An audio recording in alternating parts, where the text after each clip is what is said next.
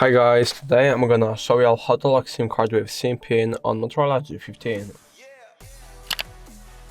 Firstly, go into settings, scroll a bit down and go into security and privacy. Now scroll to the very bottom and go into more security and privacy. And now for the last time, scroll a bit down and go into SIM lock. Now tap on the switch and then type in your SIM pin. I don't really remember my SIM pin actually, but the switch should turn green or like the other color except gray, like in this case.